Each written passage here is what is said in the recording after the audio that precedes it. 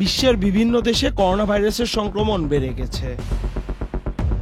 দেশেও করোনা ভাইরাসের নতুন একটি উপধরনের আক্রমণের সংখ্যা বাড়ছে।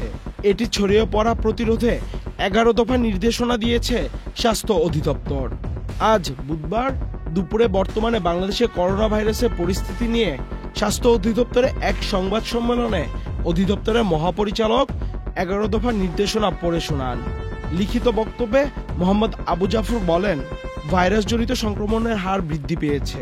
করোনা ভাইরাসের কয়েকটি নতুন সাবভেরিয়েন্ট এরই মধ্যে চিহ্নিত হয়েছে।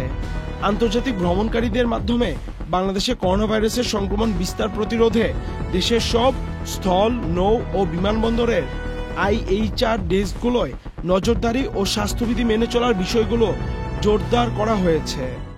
বান্ডেল থাকলে প্রতি সেনমানিতে টাকা বাঁচবে। বিকাশ সেনমানি বান্ডেল কিনে জিতুন প্রতি লেনদেনে।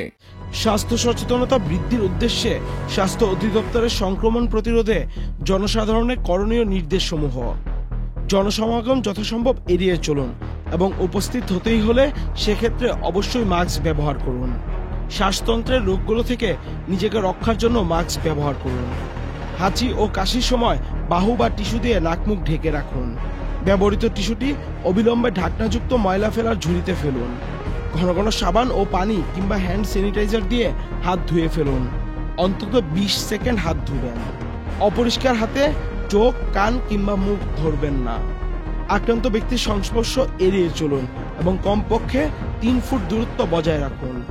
সন্দেহজনক রোগীদের ক্ষেত্রে করণীয়: জ্বর, কাশি কিংবা শ্বাসকষ্টে আক্রান্ত ব্যক্তি সুস্থ না হওয়া পর্যন্ত বাড়িতে থাকুন। রোগীর নাক মুখ ঢাকার জন্য মাস্ক ব্যবহার করুন। রোগীর সেবাদানকারীদেরও সতর্কতা হিসেবে মাস্ক ব্যবহার করা নিশ্চিত করুন। প্রয়োজনে কাছের হাসপাতাল অথবা IEDCR অথবা স্বাস্থ্য বাতায়নের নম্বরে যোগাযোগ করুন।